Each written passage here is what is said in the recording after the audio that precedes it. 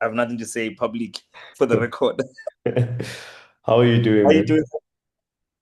Not bad at all. It's Friday. Yes. The weather Yeah. is lovely. Warm and brighter weather is good for my spirit. I like that you believe in things like what do you call it? The original New Year. Like it is alleged that the original Hmm. New Year was placed in the summer, the time of harvest, not the Gregorian calendar one. I It's an see. allegation. Yeah. I see. So So it's a the it's a word re, it's a Gregor, renewal, right? yeah, of where you are. I get Gregorian and put it all on the same, but Mm, which we're about to enter the African New Year because in South Africa we're about to enter the summer, so yes. shall or spring. Sorry, spring. It's spring and summer. It's all the same to us. Yeah, people have believe in some strict, rigid definitions. So me, I support all of them. yeah, All right. Do you want to kick us off? yeah. So today I wanna. This is like a conversation we're having of all the bad conversations we have every day, Mm, which is very like the worse the conversations we have, the better it becomes. But today I want to talk largely about an idea or a belief, or yeah, but it's about memes, right? mm-hmm. Let's start with memes. Like, Sure. what is a meme? Yeah, so when me and you say stuff, I think everyone knows what a meme is. But I Mm, think so. There's this book I'm reading. It's very, but it explained to me something I've been failing to explain to myself. mm, To say what memes are, what memes have been, are technically ideas that everyone accepts in society, and they permeate all or most of the societal norms that people assume them to be true. mm, So whenever you walk into a place, you greet, you shake someone's hand, things like that. Right? That's a meme. mm. But now in today's world, in tech and social media, memes are whatever. Like it's you taking off your glasses, that's a meme. Someone just screenshots and uses for that. Right? yeah, right. But so that person will explain that memes are technically society or large group held beliefs Mm, that everyone conforms to, mm-hmm. and everyone abides by that confirmation of that belief. Yeah. But they're also fleeting beliefs that then we continue to abide by, even if we don't know where they come from. Mm, That's why everyone will just drop that meme from 2006 and it's like, you remember this because someone watched The Office in 2025 mm. and they clicked that part. It's like, oh, this is a good thing. Yeah. But then also now in this thing, the person then goes back and says, there's now something bigger technically than meme, which they call a super meme, right? Mm-hmm. A super meme is an idea that forces all of society to gather around it and put all the resources together for that very meme, for the survival of that group of people, Mm, right? So a good example they gave in this was like war.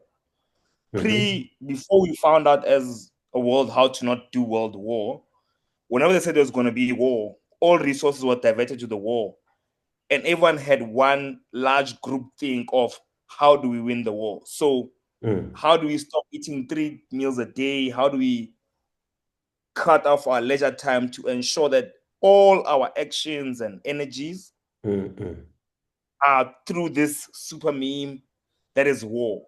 mm-hmm. In today's world, the difficulty is there is no super meme that all of us can gather around to get us to the next phase. I would sort of argue that the pandemic was one, but Mm. then it didn't hit because then there were what people tabled as conspiracy theorists who later would be right in some of their conspiracy theories. I don't support them, but I'm just saying some of the things they said when they were ousted were right? But Mm, also like the finding ways of making quicker vaccines and testing them quickly and whatever that also worked for some things. mm, So that was maybe as a society say, here's a super meme, there's a virus killing everyone across the world indiscriminately. It didn't land. So mm, maybe collectively as everyone else, we don't have a super meme where we can all abandon our personal desires towards this thing mm. for our greater advancements. Yeah, yeah. But now the final one that I really enjoyed, that was like, dude, this makes sense. Mm, So that's why I think that side, you're like, this stuff is bad shit crazy. mm. So there's someone who I don't know the guy's name. Great Mhm, guy. mhm, Apparently, he there's a site. So on the site, I'll try to explain the notion of the site. The site is technically where the government, like if you believe like in Area 51s and like where they take all these dangerous things and they put them there to be studied, mm.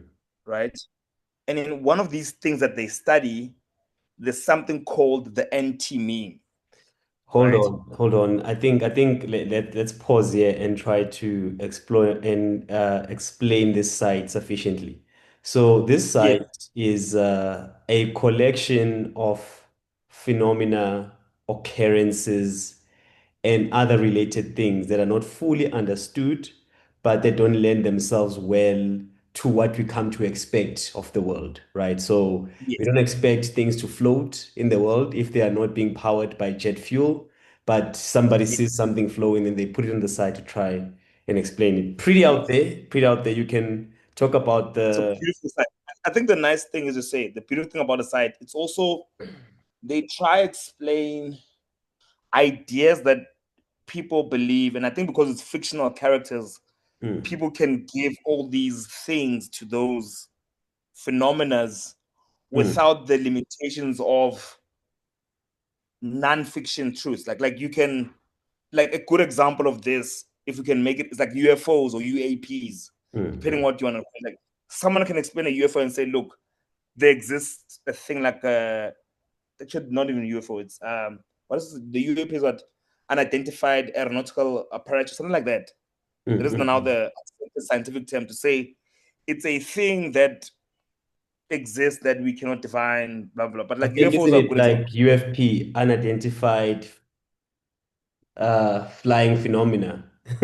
Something like that. Yeah. But to Anyway, yeah. say that one, to say when people experience things, if you try and explain it in terms of saying, I saw a plane flying at speeds greater than light, Mm, well, you're a crazy person and you're discarded. But if the nice thing about that site, they have the benefit of giving fictitious phenomena an embodiment of an idea, and hmm. then that's it.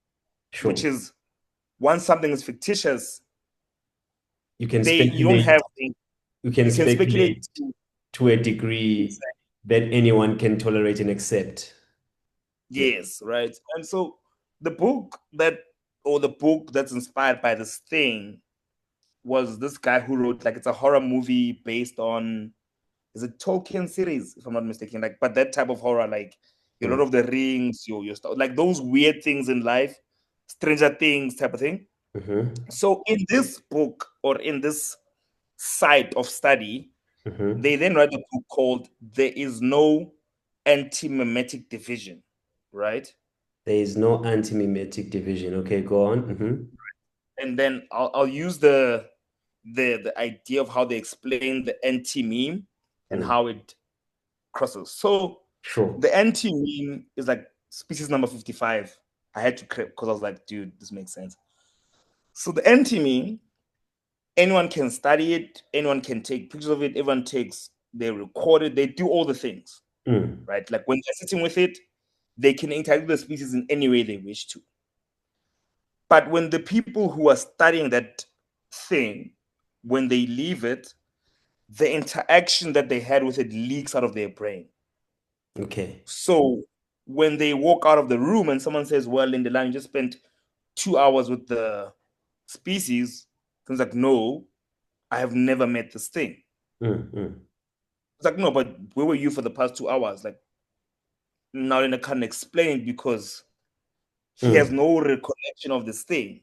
mm, But now what this does also is that, but everyone starts reading your notes. They say, but well, you documented this thing very well. In your mhm, documents, in your notes, it's there. But you have no recollection of your interaction with that thing, mm, mm, right? So then what is then defined as an NTME? mm, It is something that you interact with, whether an idea, a phenomenon, whatever. However, it is unable to be explained to the next person.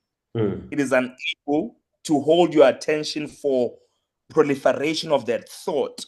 mm, Meaning that every time you interact with it, it's a one of one with you, mm. but it can be n of 100 with others. Yeah. And that's for me like something I really think as society where we sit to Mm, say there are great thoughts that we will all come around. Like people say things like, I'm only trying to find a very bad idea that doesn't spread. mm. Yeah, you should give me But one. before But before you do, like, there's something I want to flag about this idea, or maybe interrogate, right? So yes, we have this thing, and because whoever encounters it after they leave its presence, it just flows away or sips away from their minds, then they can't describe or talk about it effectively with other people, right? But I do yes, want to talk about the thing itself. So, and the reason why I want to go to the thing itself is I can't imagine why there would be a reason that something would have those characters, those characteristics. So why would something have this characteristic of not being understood? Because everything we know about the creation of knowledge, right, suggests that yes, there is nothing that is inherently ununderstandable, right? yes, So yeah, maybe that could be because the minute we leave all the class of things that cannot be understood, we forgot about them. So it's not surprising then that we look around and then we don't see these things. Like dark matter, right? If you have no way yeah, of detecting it, then how do you know it's there? Well, luckily for dark yes, matter, it has a gravity, a gravitational field. So things that are around it tend to be pulled to it. So that's how we know that it exists. But outside that, there's no instrument or way to detect it. So maybe that could be the reason why these things exist and they're ill understood. yeah. But I just don't know why a thing would have that character in nature based on what we know and understand that it cannot be retained in memory. Good. I think that that's the whole point of that's the benefit one of having it as a fictitious character Hmm. in introduction and thought, right? Because it with fiction, you don't have to have this thing of it exists, therefore it can be explained and defined by the laws of whatever you want to construct it by. Mm, mm, But now you take something like dark matter. So let's mm, then take we are only able today to detect dark matter through certain advancements. mm, Let's go back to a certain time in history where someone is saying there's something making something happen and I can't understand it. But I know it when I see it that like in the line, if you were there at 4 o'clock with me, like mm, that rainbow, there was colors, like so I think the reason of an anti-meme, or maybe the reason why anti-memes exist, there is no perfect way to communicate it. mm, mhm, And I think as a lot of us might have experienced this, is that there are many rooms where you see something, you're like, ish, like if you like do this, like if you stand next to the wall, right? But at like a 32-degree angle, mm, you can see it. But the idea in itself is not a clear one to explain. mm, So because mm, it's not an idea that when you explain it at first point of contact and bounces or does not proliferate through thoughts or things like, oh, I was talking to Lindelani, he was saying to me, there's something called dark matter. mm, Oh, okay, cool. Then tells the next person, It doesn't the meme, the idea does not have a collection of thought that spirals it up. It dies with you and the person you try to share it with. Mm, mm, Because you largely, as mm, the observer of the thought, the idea, the whatever thing you want to capture it as, are unable, because that's what humans largely try to do, right? We try to take this thing and explain it to the next person. And when mhm, they don't get it, we go back and try and find ways to ensure that when I explain to the Nana again, and because half these things, when we encounter them, when we derive them, they're never as clear as to say, well, this is dark matter. mm, mm. Really come at the end of the marketing campaign where we say, look, we're going to publish this idea we're going to publish this idea. We will call it dark matter. It Yeah. has gravity, can draw people in. So I think now we are okay. Let me try to give this sort of thing that we're exploring some sort of structure, right? Just for my own So benefit to orient my own mind, right? you should. So far, we are saying there are these things that are anti-memes. I think we need to be specific about their ontological status, right? So, how do they exist? In what form do they exist, right? Do they exist as an idea, like how thoughts exist? Do they exist as a physical thing, like the material around us, like chairs? And are they the sort of things that are made up of stuff that we can find on the periodic table, right? So, how the periodic table is a document that tells us of all the physical stuff that exists in the universe, right? So, I do want to bring that sort of like structure of is this an abstract thing? Is this tangible? Or is this something else that we need maybe a different language or a different way of speaking about? I'm happy to answer this one in, and I'll give you a couple of examples for this one. Right? Let's Mm, start with ideas, right? And I mhm, think maybe the best one is with ideas. mm, Um, I think from an idea perspective, this is very good because half the people that have ideas, it's some random thought of something that you interact with, and it's in your head. And when it comes to you, it's a mix of a lot of madness, right? mhm, So like I can simply say to you right now, um, I was thinking of this like literally last night.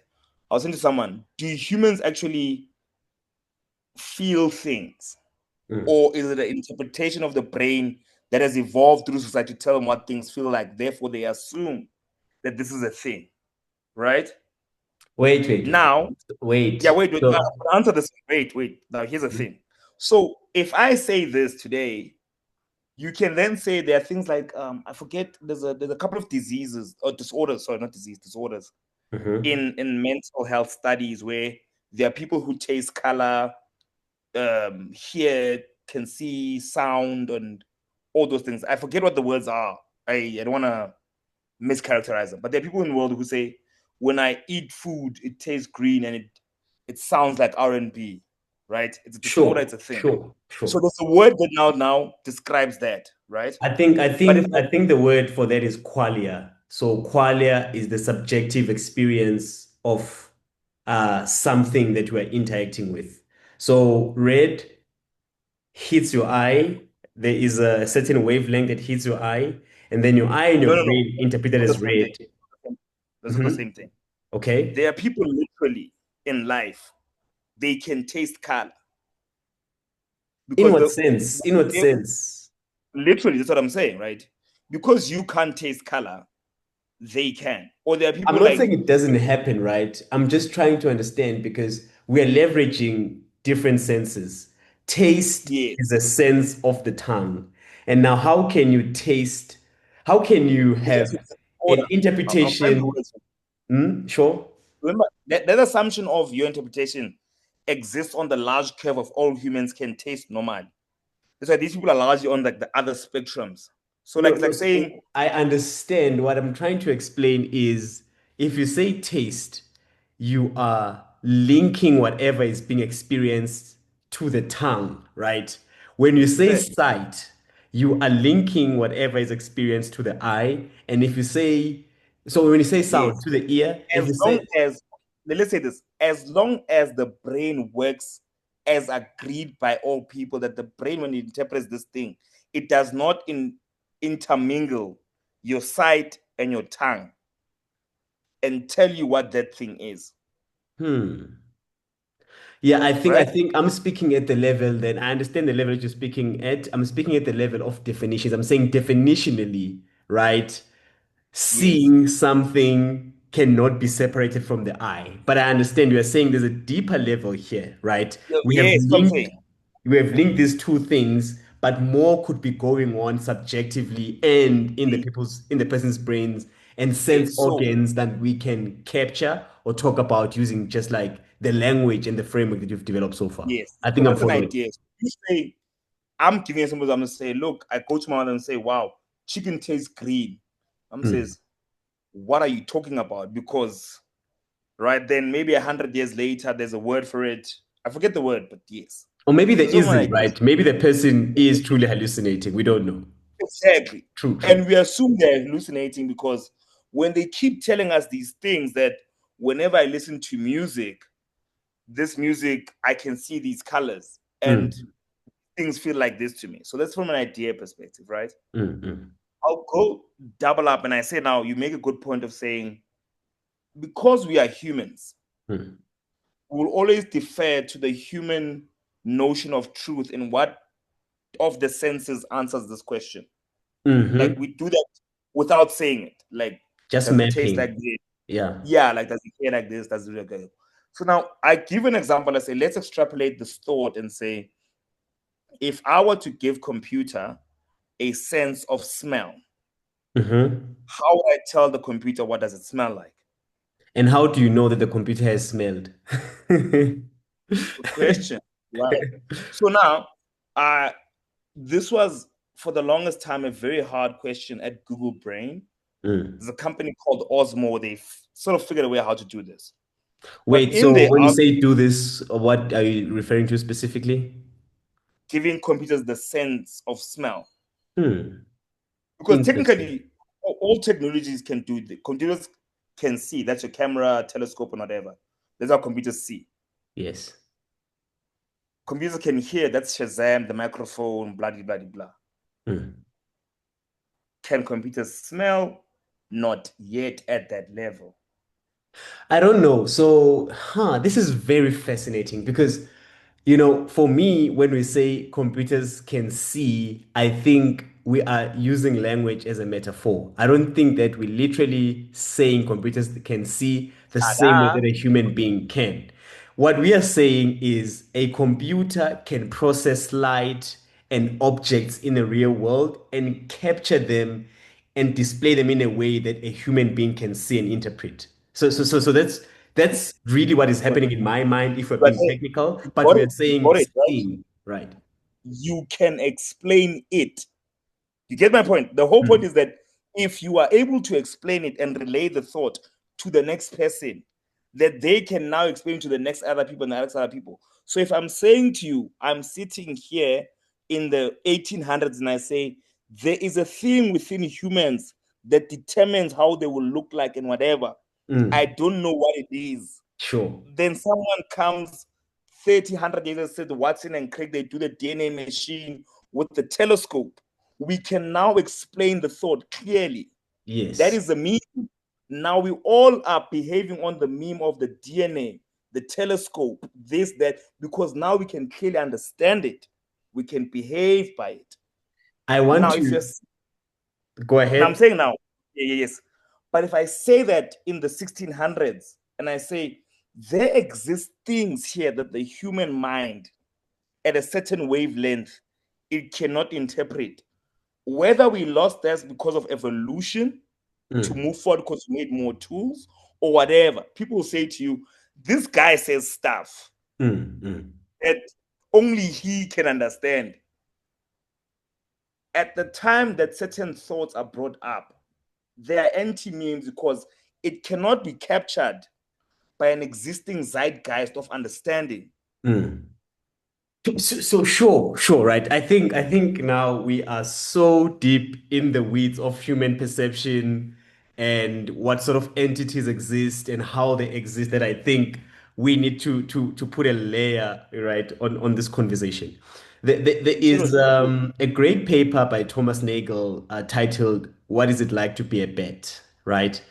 And Yes. he is studying or he's describing the hard problem of consciousness by asking the question, can a human being ever truly understand what it's like to be a pet subjectively, right? So we know Yes. that like pets use sound to echolocate. We know that like they sleep in dark caves, upside down. So if you were, as a human being, were to try and capture that subjective experience of being a pet, you can go to a cave, you can lay upside down, you can like put instruments maybe in your ears that can, project waves outward and also bring feedback back to those instruments, and maybe you form an image in your mind. But the point is, even if you do those things, you are using your own human sense organs to simulate the experience. You can't ever And human truly know virtues. what it's like to Virtues. be a pet because a pet has a different sort of like makeup entirely. They have a pet brain, you have a human brain. So whatever you can do Yes. can never truly simulate to a good extent what it's like to be a pet. And I'll tell you why I'm raising this. I'm raising this to say but so before I explain why I'm raising this. So a bet, that's how it makes sense of the world around it. But we can't deny that like a bet is interacting with something real in the real world that human being can also interact with, right? So if Yes. a bet is projecting sound to a tree and something bounces back and it has that experience, it is experiencing the tree in bet form, right? Or in bet understanding. A human being can simply see the tree and they experience the tree in human sense interpretation, right?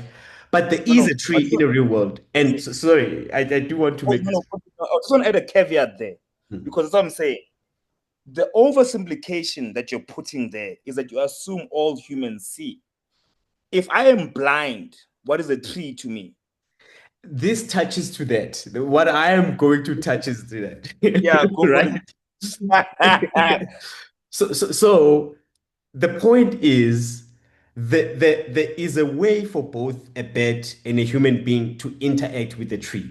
So there is the objective fact about the tree, objective qualities about the tree that any sensing being, regardless of how they're approaching it and what their makeup is, can detect, right? If you Yes. imagine aliens that don't have eyes, that have other ways of sense making the world, they can still detect, let me not say see, they can still detect trees and have that as a thing that they can understand. But maybe they will not be seeing green, they will not be detecting green on a tree, right? So there are things that are subjective to us and our brains about the tree.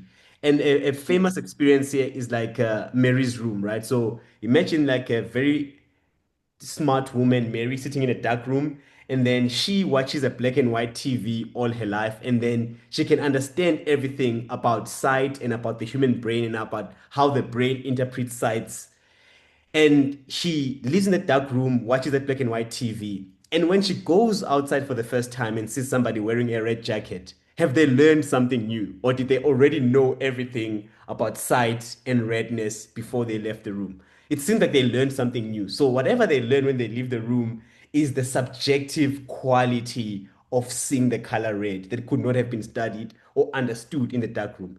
And I want to separate that quality of redness when you see it from the objective facts of the material that they would be looking at and its Yes. texture and its form before they leave the room.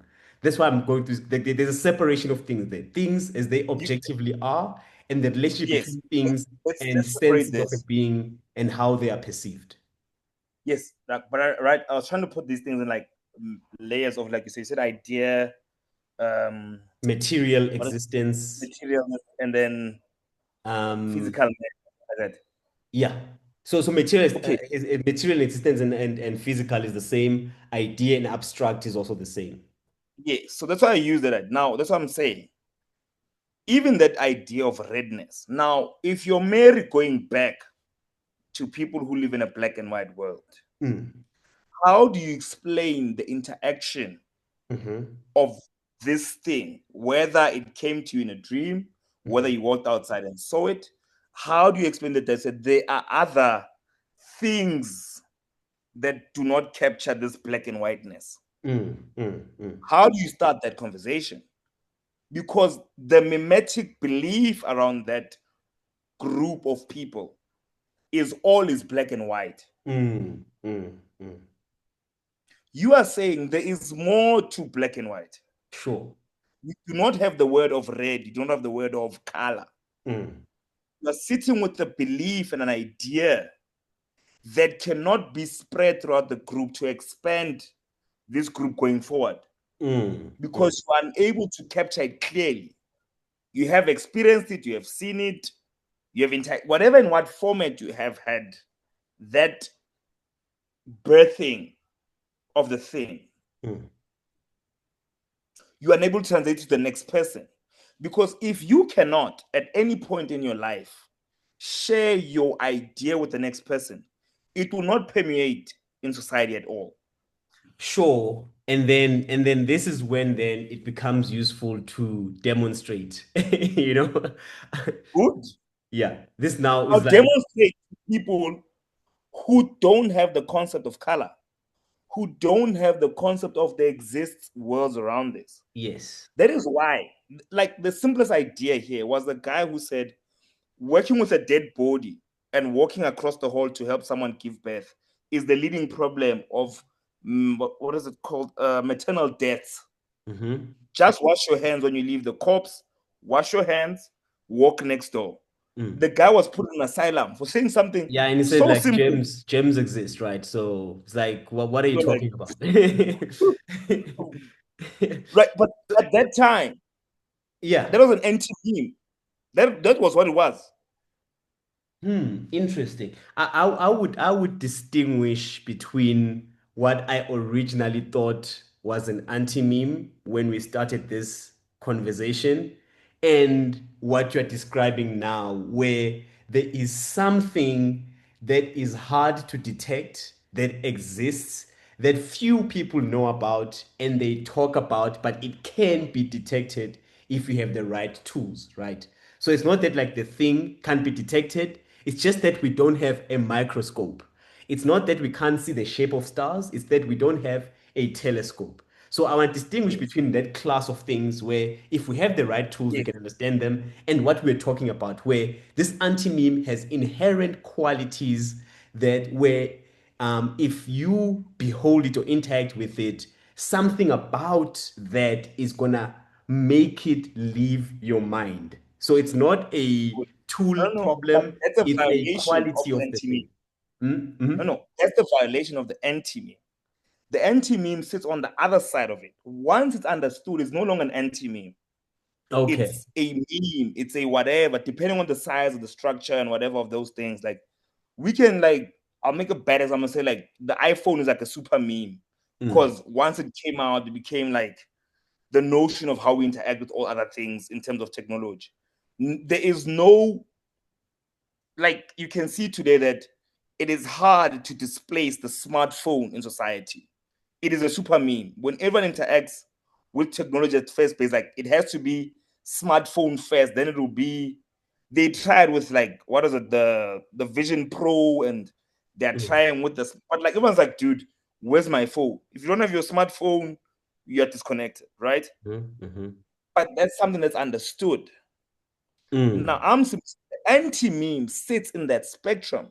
It's mm, forced to sit there because the five people who understand it are the crazy people, and they don't know how to say to you Lindelani because the mm, idea in itself resists spreading. That's why it's called the anti meme for that reason. mm, It resists spreading. Someone will say to you, you've heard people say something like, when in 2002 at this course of mine, my friend said he was doing AI and was trying to teach computers to read. mhm, And you say like, damn, dude, like before ChatGPT was a thing, I know a guy who was doing this thing, and it's like, wow. Wow, in fact, Lindelani, shout out to you for Yes. ChatGPTing before ChatGPT had a name. But when he Now, was explaining to you, when you sit down, you say, when it's like like computers, like if I put it in a print and I like, and you like, Lindelani, you like, yeah. hold on. We have to wind down this conversation and conclude, right? But I do want to say two or maybe three things very quickly, right? So number one, what helps us differentiate between somebody who is truly mistaken about what is real and cannot be explained or is not explainable because there is no framework to explain it, and somebody who truly has something worthwhile and they're still trying to find a framework to hang it on, is the quality of the explanation they offer us about what is happening. Right now, we're going back to our favorite author, David Dosh. So because there are people truly who say things and make claims. They are charlatans that of things they can't know and they don't know and that don't exist. But there are people who are at the bleeding edge of knowledge, introducing things that we don't even have a structure to talk about. And then it's Yes. how they connect these ideas to what we already know. It's how they explain to us what is there. And it's us now thinking about experiments we can design to sort of test the ideas that they're bringing to us. That will be my I love closing that. remark. I would love that for you, Lindelani. Now I come back to the thing you keep doing. I say the Hmm. assumption of the anti meme is that it exists in a definable state, and it does not. But That's how why can I you was giving understand it in the first place? If it cannot be defined, how can that's the anyone point. say it is a thing that exists? That's the whole. That's what I'm saying. The notion. That's what I'm giving you an example. I'll give you an example of smell. Right? Smell Hmm. is a very good thing in humans. Like it is the brain. The hardest part to reach. One of the harder parts to reach in the brain is your olfactory function. Your nose, how you smell things. Hmm. Right? The Okay. Hmm. because there was a time where your nose was your survivor, wah wah wah wah. Then if you read, there are people, very few people in the world who can smell when other people are sick, when those people are not sick. So, Very few. and you do need to conclude soon in about 2 minutes. Good, I'm concluding now. Now, what I'm saying is, when those people explain to someone like, you smell terrible, and the Hmm. person's like, but I bath, I did all this thing. That in that notion of the conversation, they are unable to do answer the question for the next person that you have cancer. Therefore, I'm Hmm. detecting this odor from you that is Hmm. cancerous cells killing you. Hmm. Hmm. And what I'm trying to say is, in this whole point of this entire conversation, we can explain memes and super memes because we all know the definition of what they are. Hmm. There are things that we interact with on a daily that are very difficult for us to either explain, Hmm. keep at top of mind, that are the hardest things that we should devote the energies to or attention to. Hmm. But we cannot, because after interaction with that very notion, Hmm. it leaves your mind because it defies all logic and frameworks and strategies Hmm. that we have Sure. for us to define this thing. Yeah. So, my point to finish this is to say, as a person, whenever you interact with things, what are some of the anti memes in your life? Hmm. Whether they are taboos are a form of anti memes, whether they are this and they are that. Hmm. And how do we move them from anti memes Hmm. to memes that we can explain to super memes that can do whatever? Because Sure. once they move out of the anti meme field, you can have your frameworks and colors, shout out to you. But as long as they remain anti memes, as long as they remain a conversation between me and you trying to figure out what is the taste of green and the sight of green and the smell of it, they do not go anywhere.